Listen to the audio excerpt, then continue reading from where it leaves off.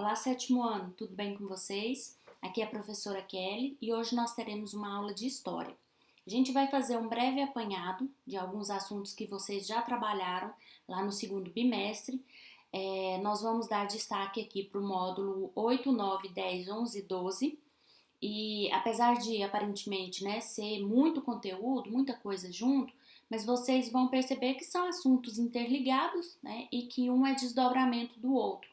E com isso é bem tranquilo para que a gente faça essa revisão aí mais generalizada, tá? Bom, nós vamos falar aí a princípio das reformas religiosas, tá? Reforma protestante e a contra-reforma católica. Bom, o que são, na verdade, essas reformas religiosas? Elas são movimentos de ruptura com a Igreja Católica, que deu origem aí a novas religiões. Então, nessa época, aí no século XVI, existiam algumas pessoas que estavam contrariadas com a Igreja Católica, com a postura que ela vinha tomando à frente dos seus fiéis, se envolvendo muito em questões econômicas e políticas. E dentre essas pessoas que não concordavam, a gente pode dar destaque aí para a figura de Martinho Lutero, que ele pertencia, ele fazia parte da Igreja Católica, e escreve um documento, são as 95 teses de Lutero, onde ele levanta alguns pontos que ele acredita que podem ser melhorados dentro da igreja. Essas teses, elas não são aceitas e ele chega a ser expulso da igreja. E aí é importante destacar que Lutero ele não tinha esse interesse de romper. Na verdade, o que ele queria era que a igreja mudasse, que a igreja melhorasse. Diante dessas atitudes de Lutero, outras pessoas também, contrariadas com a igreja e com os mais diversos interesses, vão começar a se organizar. A gente pode destacar aí no caso do João Calvino, que vai dar origem à igreja calvinista, que se inspira em Martinho Lutero, tá? E eles já vão ter mais um caminho ali, uma pegada de apoio à burguesia, tá? E valorização do lucro e do sucesso profissional. Então, essa igreja vai dar apoio a esse tipo de questão e isso vem a favorecer muito a burguesia da época, que era a elite comercial.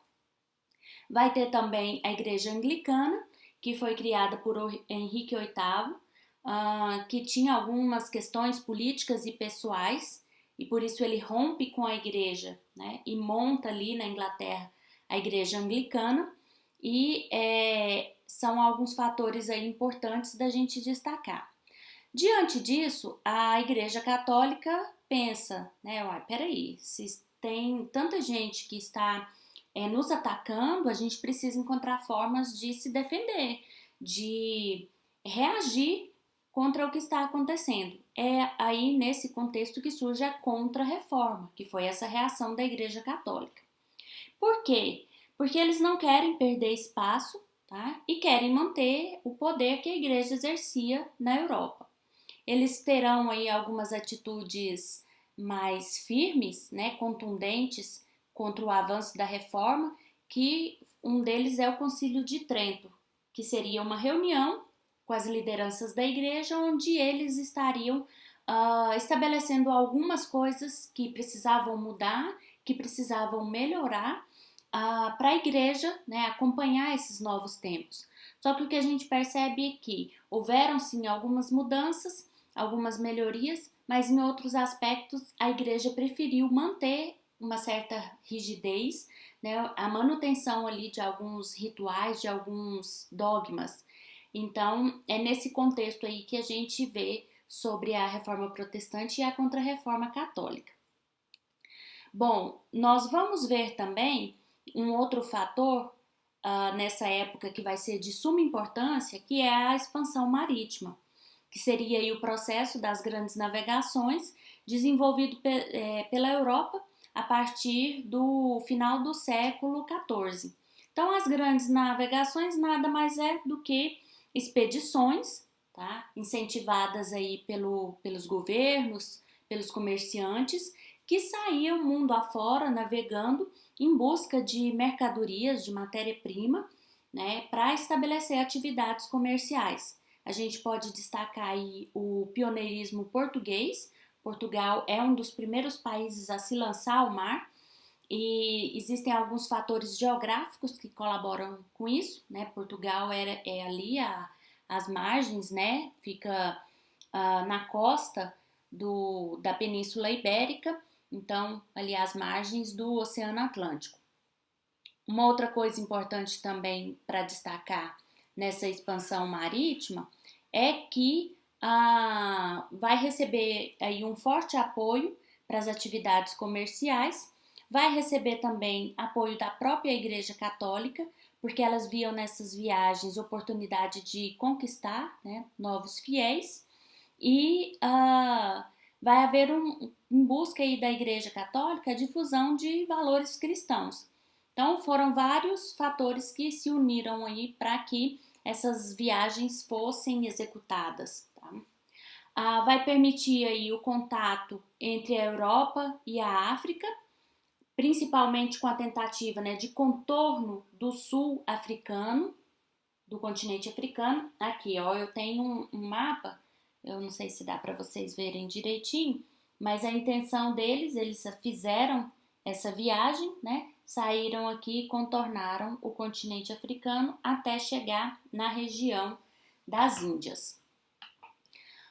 Houve também o contato entre a Europa e a Ásia, que é, né, o objetivo principal das viagens, chegar nessa região para estabelecer atividades comerciais de compra e venda, e também são nessas viagens que eles vão ter contato com o continente americano.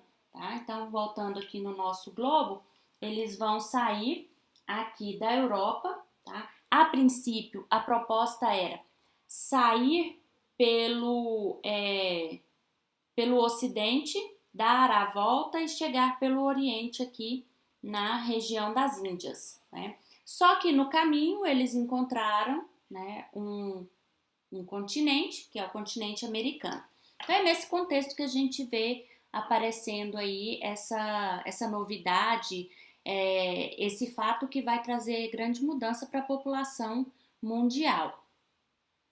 Bom, além disso, nós vamos ver também a questão da escravidão. Devido a essas atividades comerciais e a colonização, vai chegar um momento em que vai ser extremamente necessário mão de obra para trabalhar nas colônias. E a gente sabe que quanto mais se trabalhava, quanto mais se produzia, mais dinheiro as metrópoles acumulavam. Então, uma das medidas que eles tomam vai ser, a partir dessa expansão ultramarina, né, da colonização europeia na América, a compra e venda de escravos.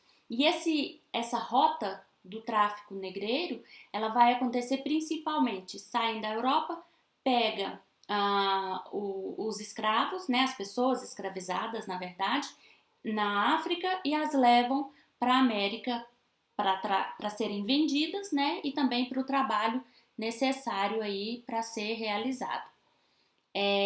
Nesse caso, algumas características importantes são que o escravizado ele é visto como uma mercadoria, ele não recebe remuneração, e eles são totalmente privados de liberdade. Como consequências, a gente vai ver a mercantilização da escravidão, o afluxo de milhões de escravizados da África para a Europa e também para a América, principalmente. E um outro aspecto interessante é o sincretismo religioso como forma de resistência. Como os africanos não poderiam exercer a sua religião na colônia, no caso aqui no Brasil, por conta do domínio da Igreja Católica, né, que lhes impunham ali a religião cristã, eles buscavam unir elementos de suas religiões oriundas da África com essa religião nova que eles estavam sendo submetidos. Então, quando eu junto duas religiões diferentes e faço essa mistura, eu estou falando de sincretismo religioso, tá? Bom, aqui eu trouxe esse mapa para que vocês pudessem ver um pouquinho dessas rotas, né, que os navegantes fizeram. Então, tanto eles contornaram o Cone Sul africano, assim como também chegaram à América, né, América do Sul, América Central e também em regiões da Ásia, certo? Ásia e África. Então, são aí algumas rotas para vocês perceberem o quão grandes e importantes eram essas viagens, tá?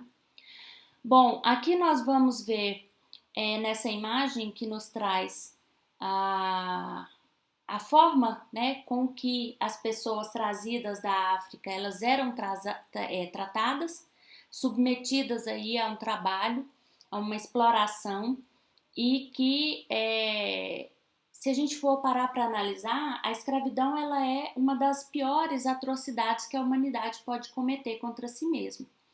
E até hoje, tanto no Brasil quanto nos Estados Unidos, em vários locais da América, a gente ainda tem resquícios dessa ação, né, da escravidão e a forma com que essas pessoas de origem africana, que foram trazidas para cá muitas das vezes contra a própria vontade, elas são submetidas, tá? Mas vale destacar que sofreram muito, tiveram inúmeras dificuldades, mas eles se caracterizam também pela resistência, pela luta, né, por não desistir de ser quem eles realmente são e que eles sejam tratados e tenham os direitos iguais a qualquer outra pessoa, tá?